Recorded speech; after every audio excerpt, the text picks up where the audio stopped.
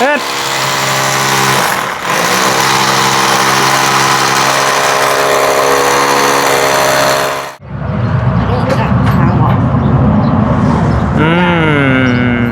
เอาปะพอนวะเอาไปอะไรเทียลูกค่อย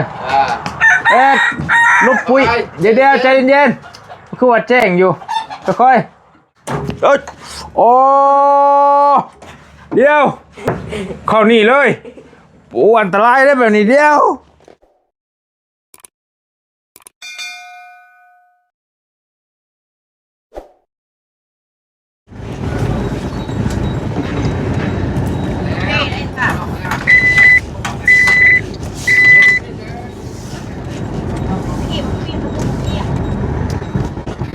ปั๊บ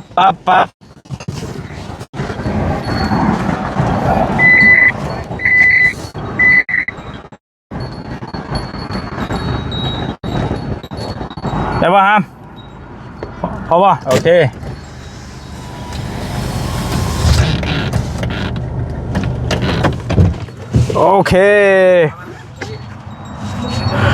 มาคนช่วยคนบล็อกบัดนี่ใช้ประคำใส่ผ้าดิช่วยคนบล็อกลงกันเด้อเอาตัวนี้ลงก่อนพี่น้องสบายดีเด้อพี่น้องเด้อสบายดีตอนบ่ายไปบริซื้อบล็อกมาเติมให้น้องเพิ่นอีก120 ก้อนเนาะคิดว่าคือสิได้หลายเติบละบัดตัวเก่านี่มันก็เหลืออยู่ยันฮอด100อยู่บ่จ๊ะเปิดทางในมีบ่ทางในเปิดแล้วบ่หามทางในเบิดเลยเนาะบ่ฮอดล็อก100นี่บริซื้อมาอีก120เนาะจะมาซอยกันคน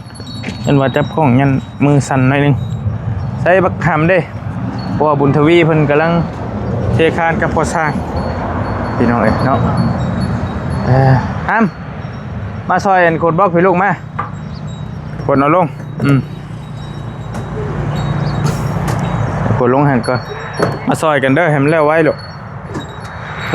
จ้ะเดี๋ยวเทมีตัวใหม่มีตัวรอบมาจ้าแล้วป่ะจ้าแล้วให้นะเอ้ยจะเป็นเพิ่นผู้ให้โมมาคนมาให้ไงนี่ไอ้บอกเอารถนะสัตว์นั่นรถบุญทวีนะมาคิดให้น้องให้แต่เอาเพิ่นเบิกคือเก่งแท้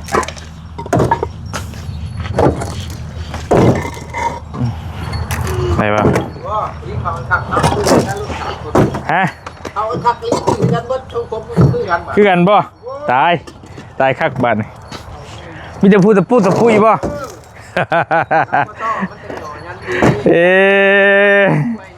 พอสร้างแล้วว่า3 คนคือกันแล้ววะพี่น้องสู่มอโต้ไว้แล้วมอโต้ทรงผมเท่พวกเช้าดิพวกตัวเจ้าอีกโอ้เริ่มหมักแล้วยอมเลยบ่หามิ่งเช้าแล้วบ่ลึกแท้เฮ้ยเอ้ยเนาะไปรุ่นไฟแรงนี่ชน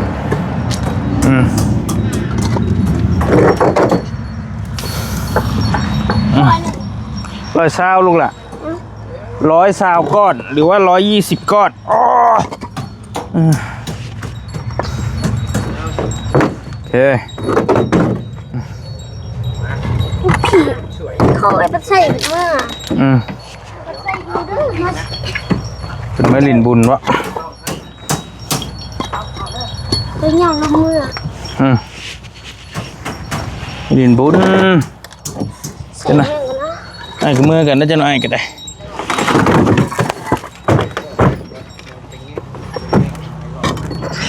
ปึ๊บ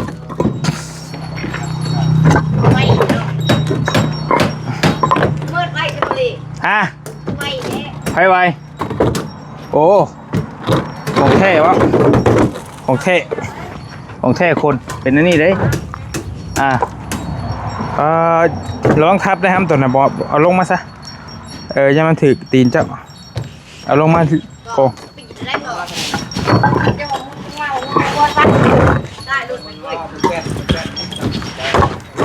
เอ้า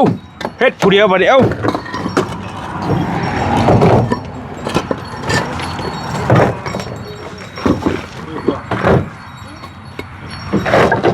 ตีนอยู่บอกเรากับมาตรฐานอยู่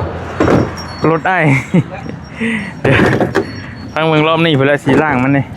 คนบอกคนจนมุนเบิดพี่น้องยังบ่ได้ล่างมันอยู่มาโอ้ตายนั่นค่อยใจเย็น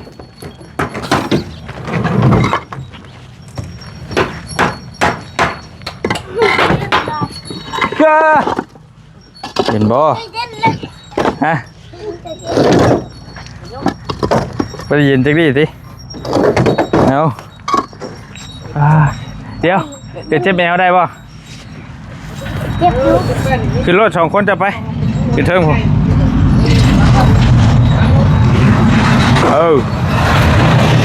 เจ็บ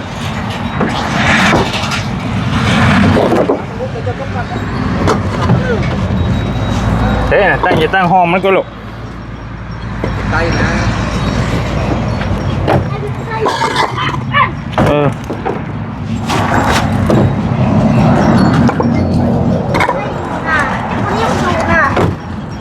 เป็นอะไรเร็ว คนแป๊บเดียว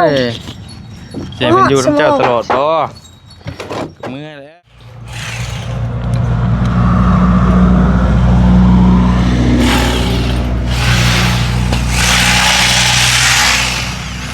เฮ้ย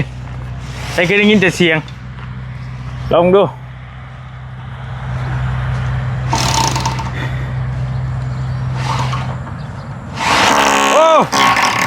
โอ้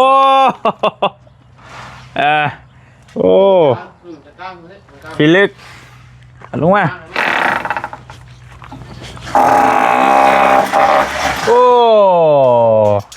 ตัวนั้นไปใจตัวนั้น มาพี่เอาพี่น้องเอ้ยตัดภาพมาเบิ่งนะน้องๆเพิ่นทำงานตีแบบเทคานข้างทั้งเข่าของน้ำพี่บัดนี้เย็ดปุดเสร็จปุดโอ้โอ้เก่งเว้ยบุญทวีนี่เว้ยโชว์มาไพ่ดูก่อน เป็นหัวหน้าละบอบเป็นรองช่างนะอะไรก็ได้เห็นเป็นในบ้านคือจะได้เป็นรองในบ้านมาจากในเบิงนี่มาเป็นเขาพอกินข้าวบ่ได้ยังกินฮะลงไหมลงบริชื่อยังมาฝากได้มื้อนี่มีอะไร คือว่าเห็นทีมงานมาอยู่เลยกันเลยยะปะชื่อแต่น้ำอารมณ์มาฝากพี่น้องเองผมก็เลยถาม จะนั่นได้หามปลดไฟหรือเปล่าระวังมันถึงมือเด้ออันตรายดิทางน้องบุตรวีเพิ่นกำลังฝึกหัดที่จะเป็นสร้างเนาะก็ถือว่าได้เรื่องได้ราวอยู่ก็เฮ็ด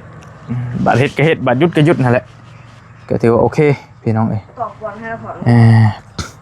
กล้าเฮ็ดนะอะไรกันกล้าเฮ็ดกล้าทำก็ถือว่าพอไปพอมาอยู่ทางน้องๆเพิ่นนี่ก็ได้ก็เก่งเติบอยู่บ่เลยเองยังบ่อยากกล้าขึ้นเด้งานแบบนี้พี่น้องอยากย่านๆอยู่บ่ค่อยโอเคปานใดเอาใส่ไหนเลยให้หวานทงกระตองมาใส่เลย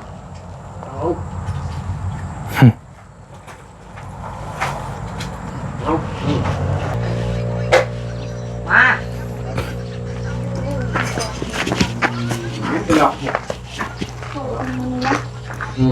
เสือแล้วมีวิธีใส่อีกบ่ต่อขึ้นได้บ่หามกล้าขึ้นบ่ลูกกล้าโอ้เว้ยมีพรสวรรค์นะนี่พรสวรรค์สิเป็นช่างได้ชุมเจ้านี่คัก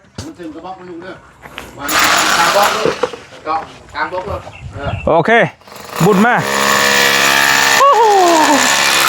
เฮ็ด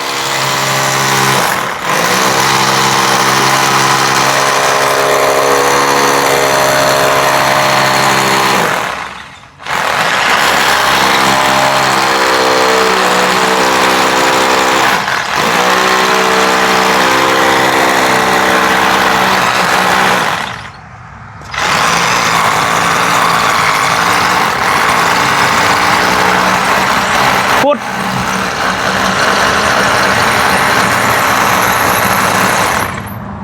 ก้อนคุบ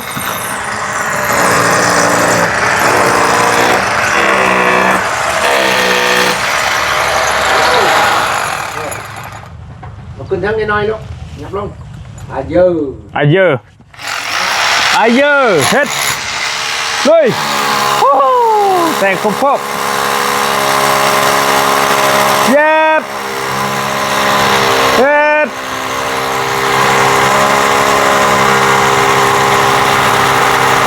มือบดจับเลยเด้ลอยอยู่เก่งเติบอยู่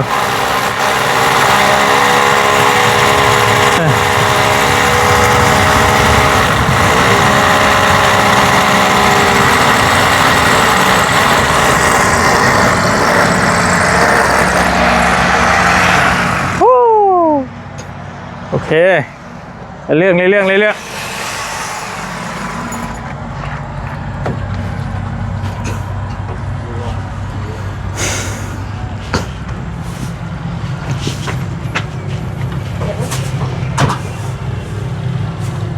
เจ็บมือบ่ เย็นต้องมือ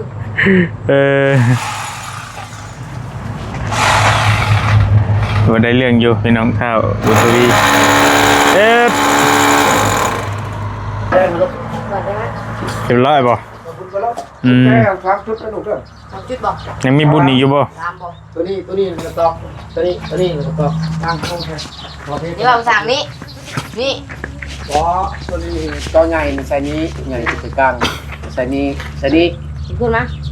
แล้วเอาวางเล็กก่อนคอยต้อนรักคอยเท ดิเพิ่มได้ล่ะ มีท้องไหมครับ ว่างมา โอ้โห เย็บไปเลยเย็บ เป็นสร้างเลยเว้ยเฮ้ยพายแล้วนะถุงนะลูกทาเขาทา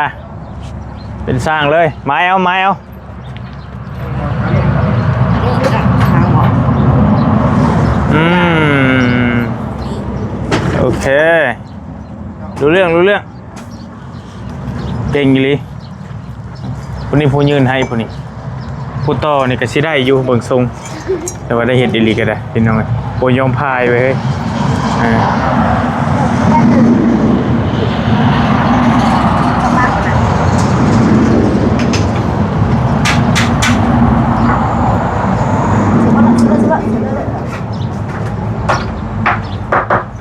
เฮ็ด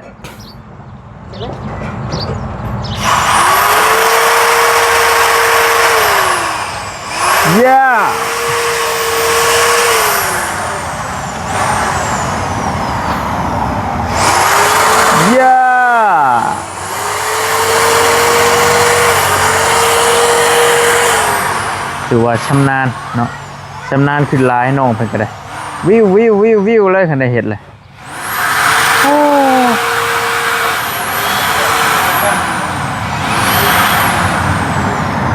ลูกปุยเลยคักอยู่เก่งแล้วกำลังที่แรกเลยผมเลย เทคานเทคานตัววงกบใหญ่เป็นตัวทางเข้าเลยมีแผนกหิวปูนทางนี้ทางเมียเราเนาะก็ถือว่าไวเถิบอยู่แล้วก็ขึ้นตัวนี้ก็ถือว่าจำคิมมิมแล้วจุคือแหละเดี๋ยว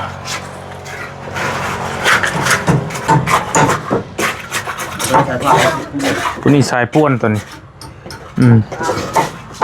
หิมะลูกหิมะใส่กันเอาป้าพอนวะไปหลายเทียลูกไปชูมาให้แม่เจ้าหิ้วโทษเจ้ากับพ่อเจ้าอีกบ้านบ่เทิงนี่แหละ ตัวเล็ก มี เสือ แต่เอาเล็กเขา ในเขามาต่อ โตเห็ดคนละทีเลยเนาะได้มันก็ไว้พูดแล้วแบบนี้ จับก้อนบนคนแหละ ไอ้ไว้ลีหำเอ้ยโหจับเล็กขึ้นเลยเองเลยทั้งน่ะเฮ็ดเองเลยสายตัว เบิ่งดูได้ แป๊บเดียวก็แล้วได้เฮ้ยนี่เฮือนเจ้านี่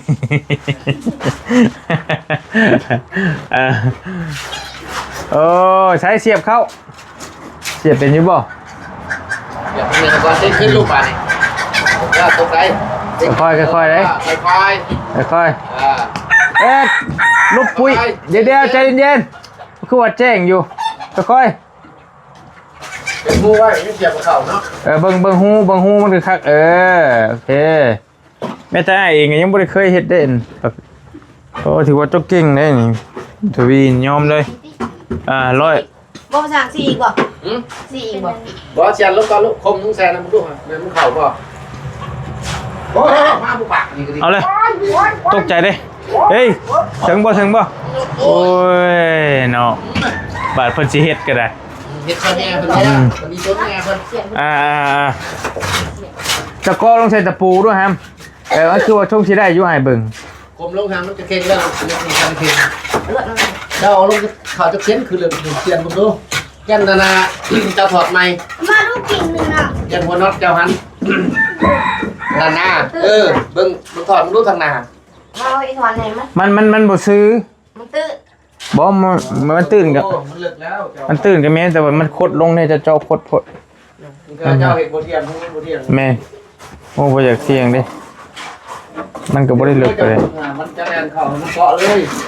ทางแง่ตรงแค่ผมก็ที่ก่อน เอ็ด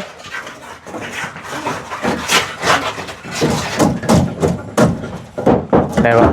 ตอนนี้จนรุดเลยค่อยๆใจเย็นๆบ่ฟ้าปึ๊บเสียบเข้าอันนี้ เจ้าก็ตอกเกาะจังเลยว่ะเนี่ยอย่าต้องใช้อันตะปู ตอนนี้ได้ครับมันรุดเลยเบิ่งนี่เด้อ มันเข้าได้หลายเนี่ยลูกมันลมหลายเนี่ย ก็ใช้ตะปู แล้วตะปูน้อยกันเจ้าคมแล้วก็ตอกเกาะไว้อยู่ตรงคม อีกเนี่ยเลือดบ่ ตะปูก็ได้ตะปูก็ได้ เลือดก็ได้ตะปูก็ได้ เอาตะปูน้อยตอกเกาะด้วยกัน ต่อ ก็เฮ็ดพระใช่ไหมพอแล้วลูกเนี่ยเฮ็ด ไวถือว่าไวพี่น้องไง ชิวเอง เฮ็ดถ่าเลยนะเริ่มแล้วดีไปเฮ็ดเฮือนหลังใหม่ได้เลยจังหน่อยก็ค่อยพูดหนูพ่อว่ะแล้วอะไรของมัน โอ้ ยืมแทนแล้วละ เอาเรื่องเว้ยเอาเรื่อง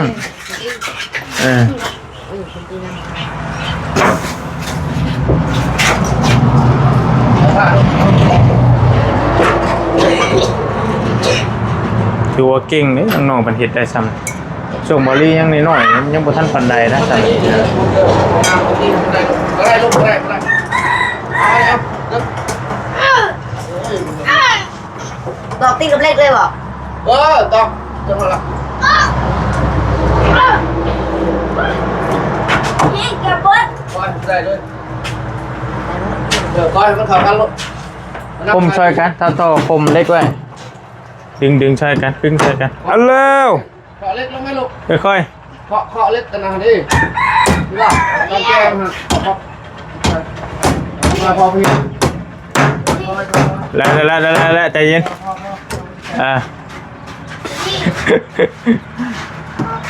ได้เห็นอะไรแห้งอยู่ดิมันคือรุดดีเลยใช่เฮ้ยเป็นได้ไรเกาะรุด2-3เล่มเลยนี่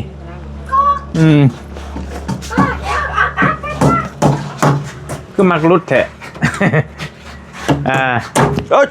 โอ้เดี๋ยวเข้านี่เลยโอ้อันตรายได้แบบนี้เดียว พูดถึงว่า ถือข้างไปก่อนบไหว้แล้ว แกเป็นช่างได้บุรีเลย อ๋อเกือบเลยพี่น้องแบบปั๊บ แข่งเลย แต่ว่ามันก็โอ้ เสียงเลย ดีมันบ่ถึงแห้งโอ้ยอย่าจะถึกตาแล้วหาไม่ระวังเด้อเรียบร้อยเด้อดิไปยืนเบิ่งเจ้านี่พี่น้องเริ่มเห็นบ่นี่ ตากล้องคือตั้งเนาะ โอ้นี่เห็นบ่ตะปูบุญทวีเห็น กูเป็นยัง พี่ไอ้แล้วปาร์ตี้ไปเห็นเปลี่ยนยับเข่า เนาะพ่อว่าจะให้เพิ่นเบิ่งว่ะกูเป็นยังจะบ่ได้ตั้งใจธรรมชาติมันโดนเด้แต่ว่าระวังนะมันกระโดดมาพี่อีกเด้นี่เจ้า นี่ในเดียวนึงดอกแต่ว่ามันก็อันตรายอยู่เล็กเด้นั่นแหละผู้สาวของกูมา ค่อย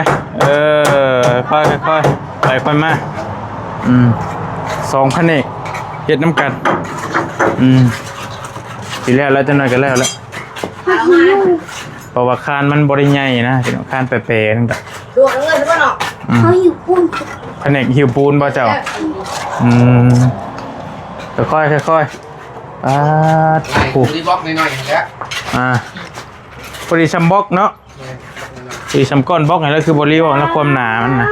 ความหนาของคาน ใส่ต้นบล็อกนี่แล้วเอาหน้ามาใส่อย่างนั้นเพื่อพอดีเลยก่อนเลยจบเลยบันลงพี่เห็นกันนะอุ้ยดอกกันจะน่าให้อีกเลยหากระยาให้กินนี่จะทุ่งลูกจะน้อยเข้าแบบจะได้คันมาอยู่ใกล้กันเลยใครจะอยู่ใครอยู่มันผู้นี้เห็นว่ากำลังว่าเพลงง่ายอยู่ตีก็เดียวเปล่าไว้ครับมันมาจากโมเนี่ยอันผู้สาวกับผู้บ่าวมันจะเข้ากันตัวไหนมันจะคัดกันนิดนึงเอาดิถึงมือจะพ่อมบอกหันเด้เบิ้งฮะเข้าไปอยู่เบิ้งฮะจะเห็นบอกในข้างง่ายนี่เข้าไปอยู่แล้วมันบาดปั๊บมาป้าเผื่อรู้อันตรายบุเป็นแต่เข้าไปใกล้แบบนี้เอาไหมเข้าไปอยู่แล้วมันบาดมือมาโดยเดี๋ยวจะพาปั๊บจะบอกว่ามันโยมนี่น้ำหนักนี่